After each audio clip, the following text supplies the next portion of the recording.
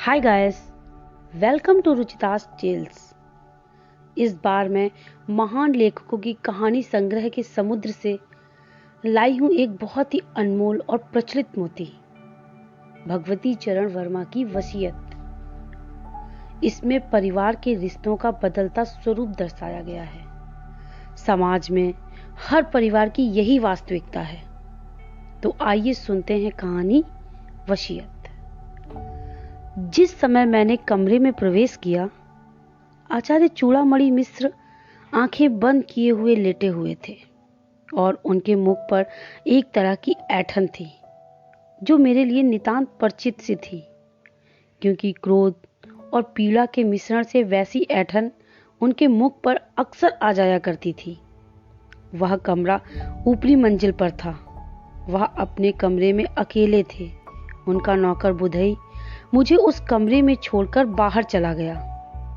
आचार्य चूड़ामणि की गणना जीवन में सफल, संपन्न और सुखी व्यक्तियों में की जानी चाहिए, ऐसी मेरी धारणा थी। 2 पुत्र, लालमणि और नीलमणि। लालमणि देवरिया के स्टेट बैंक की शाखा में मैनेजर था और नीलमणि लखनऊ के सचिवालय में डिप्टी सेक्रेटरी था। 3 लड़कियां थीं, सरस्वती, सावित्री और सौदामिनी। सरस्वती के पति श्री ज्ञानेंद्र नाथ पाठक इलाहाबाद में पीडब्ल्यूडी के सुप्रिंटेंडेंट इंजीनियर थे। सावित्री के पति श्री जयनारायण तिवारी की सुल्तानपुर में आटे की और तेल की मिलें थीं तथा सौदामिनी के पति संजीवन पांडे सेना में कर्नल थे और मेरठ छावनी में नियुक्ति थी। आचार्य चूड़ामणि का और मेरा साथ करीब 40 वर्ष पुराना था।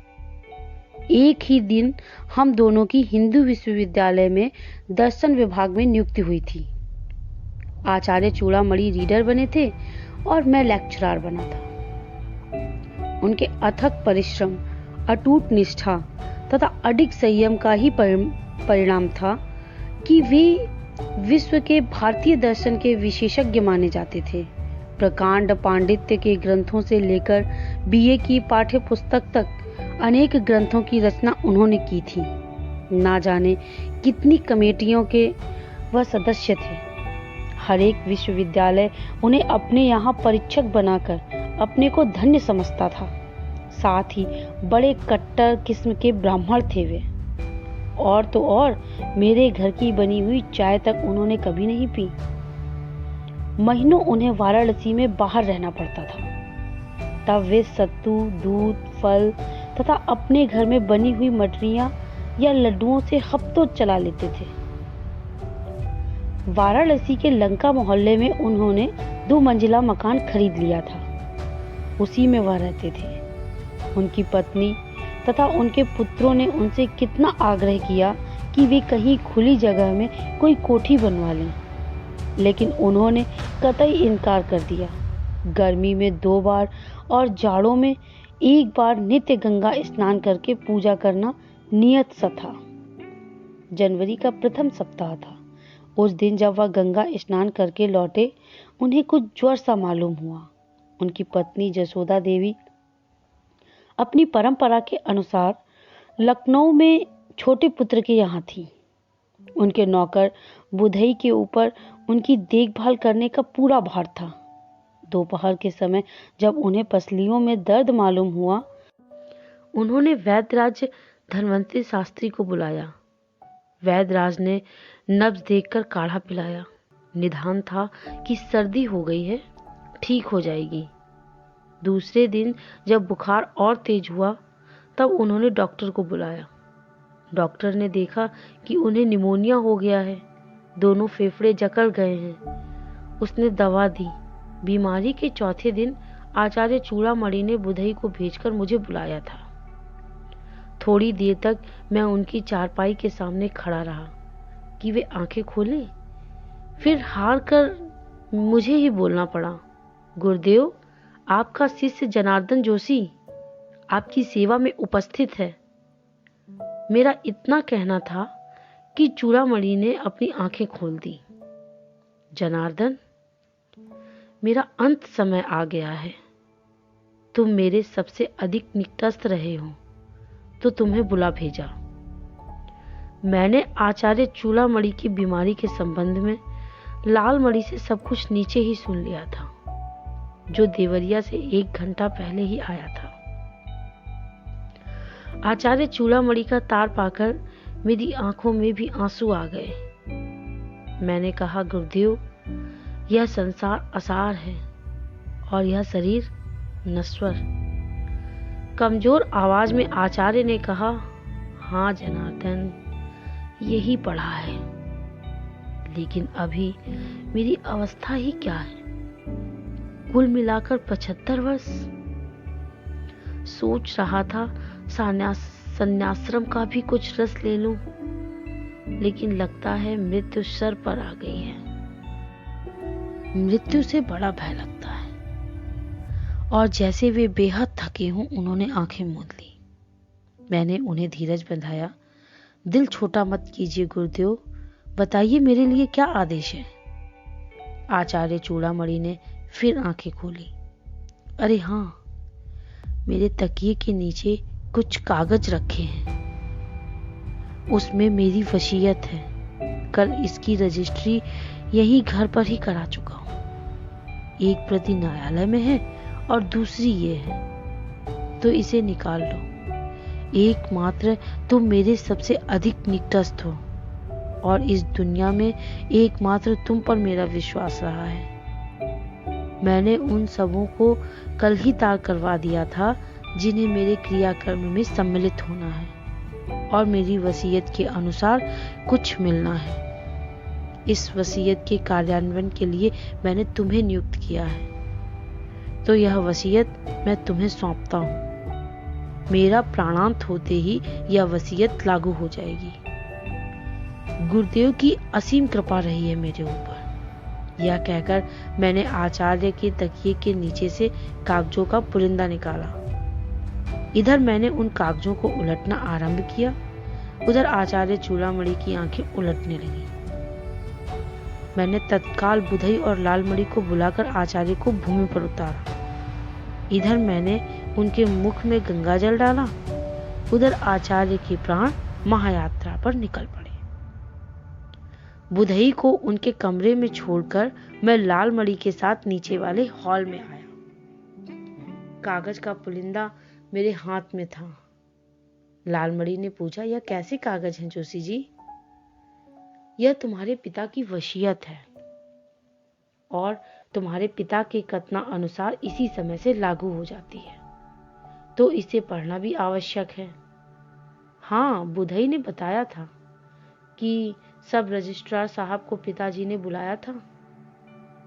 लालमणि बोला, एक छोटी सी भूमिका अपने संबंध में। फिर वसीयत में कार्यान्वयन के अनुच्छेद आरंभ हो गए थे।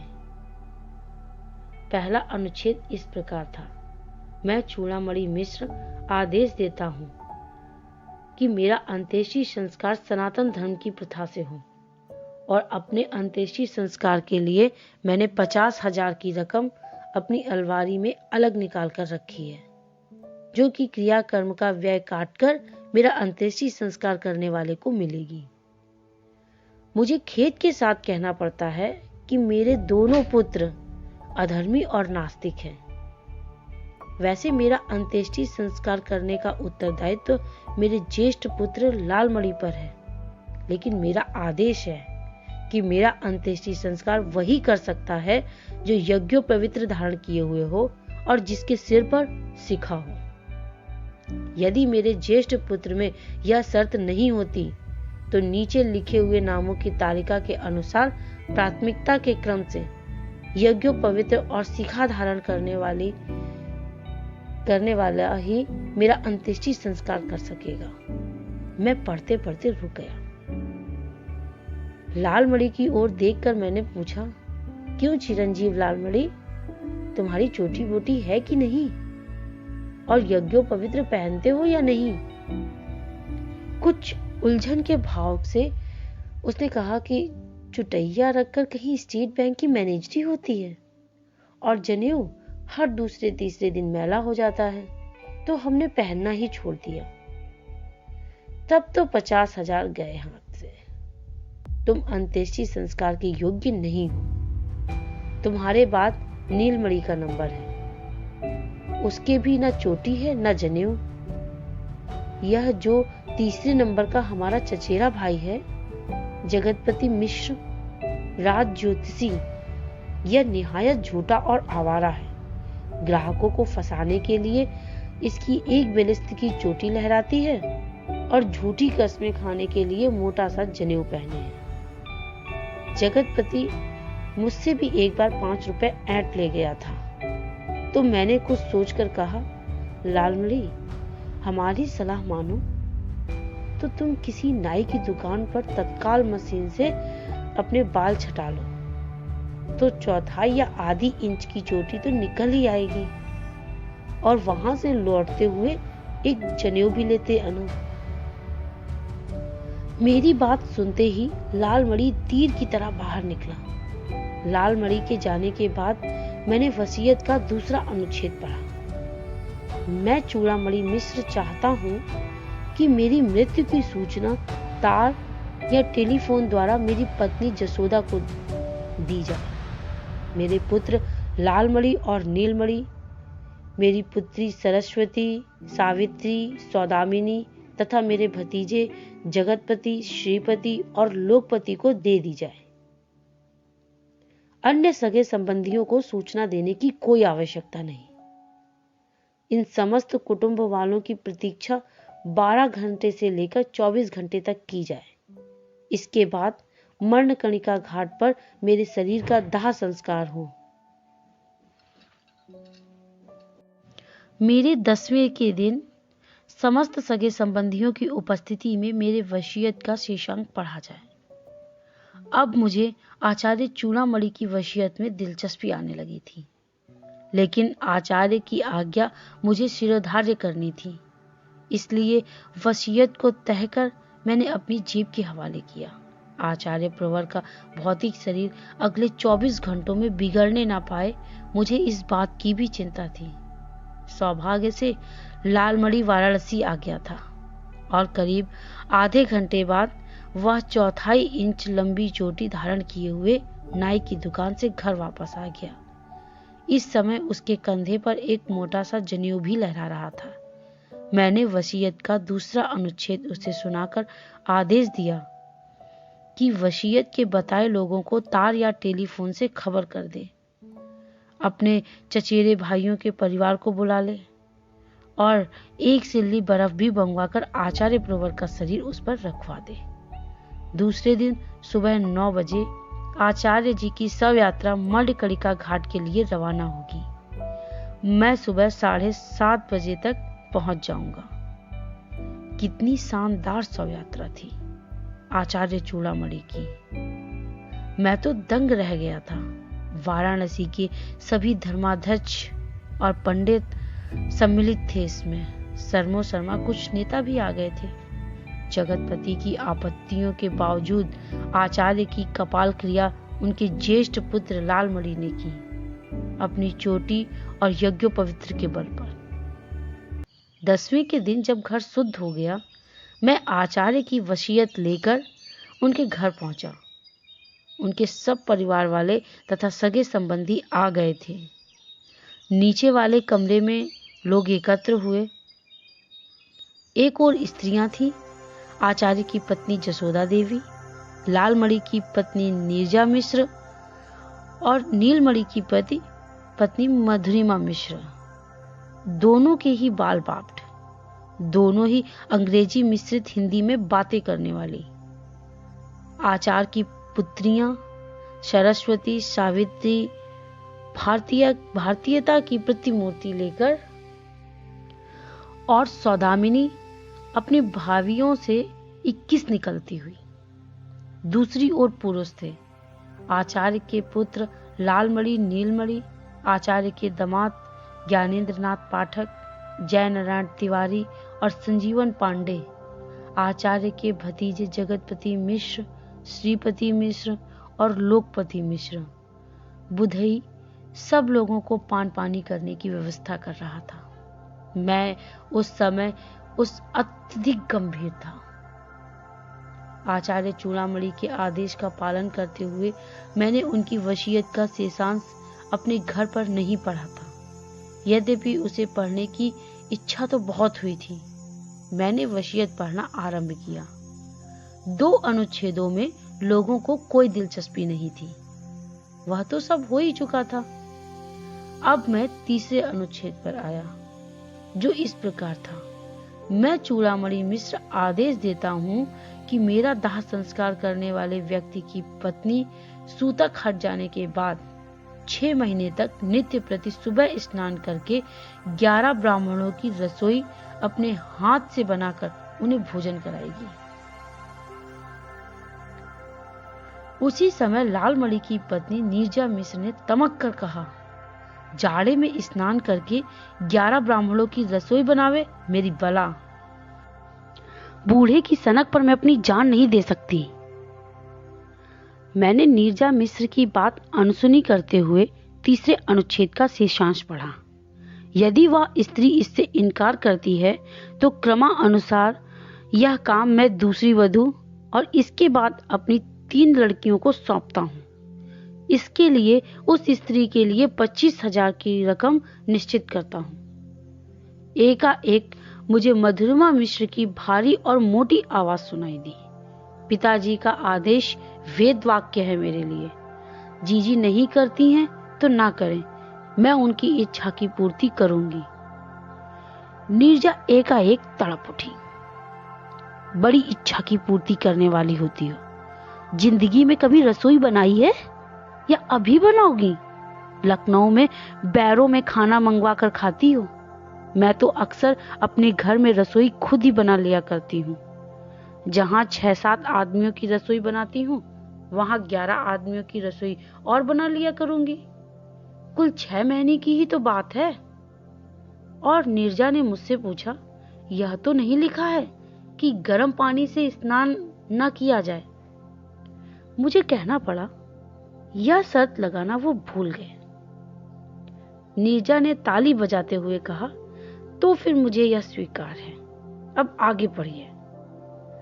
मधुरिमा मिश्र अपनी जेठानी को कोई कड़ा उत्तर देना चाहती थी कि नीलमणि बोल उठा, ठीक है, यह अधिकार भाभी जी का है। वैसे भाभी जी का मधुरिमा पर आपेच अनुचित है। मधुरिमा ने भी 50-50 आदमियों का भोजन अकेले अपने हाथ से बनाया है। भाभी जी को अपने शब्द वापस लेने चाहिए। मैं अपने शब्द किसी हालत में भी वापस नहीं ले सकती, नीरजा ने चीख कर कहा। लेकिन वाह रे लालमणि, उसने उठकर कहा, मैं नीरजा के शब्द वापस लेता हूं। अब आगे पढ़िए। बात और आगे ना बढ़े, मैंने वसीयत पढ़ना आरंभ किया। अनुच्छेद 4 इस प्रकार है कि मैं चूड़ामणि मिश्र अपनी पत्नी जसोदा देवी से जीवन भर परेशान रहा। अत्यंत आलसी, चटोरी और लापरवाह स्त्री है ये। मैंने तो दाल भात और सत्तू खाकर जीवन बिता दिया, लेकिन ये हरामजादी मुझसे छिपा छिपा कर प्रायः नित्य ही रबड़ी, मलाई और मिठाई खाती है। तभी जसोदा देवी ने चिल्ला कर कहा, हाय राम रे, यह सब लिखा है इस बुढ़वे ने? ऐसे खबीज आदमी के पल्ले पड़ गई,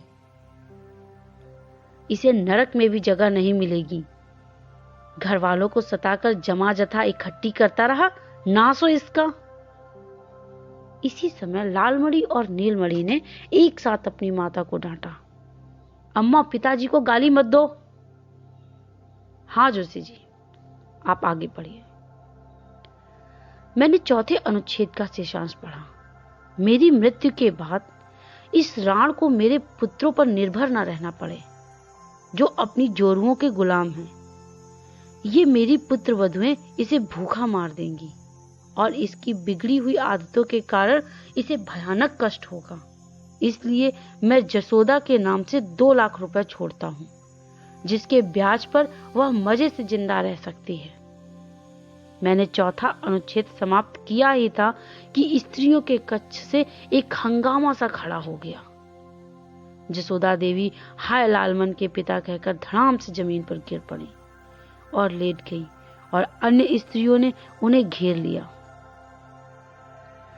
10 सेकंड बाद ही उन्होंने रोना प्रारंभ कर दिया। तुम तो स्वर्ग चले गए लालमन के पिता, हमें इस नरक में छोड़ गए। हमें क्षमा करो, जो हमारे अनजाने में हमसे अपराध हो गया है। हाय लालमन के पिता। और उन्होंने अपनी छाती पीटना आरंभ कर दिया। मैंने समस्त साहस बटोरकर कड़े स्वर से कहा, यह सब कारण बाद में भी कीजिएगा, अभी तो वसीयत पढ़ी जा रही है। और जसोदा देवी की पुत्रियों ने उन्हें जबरदस्ती चुप करा दिया।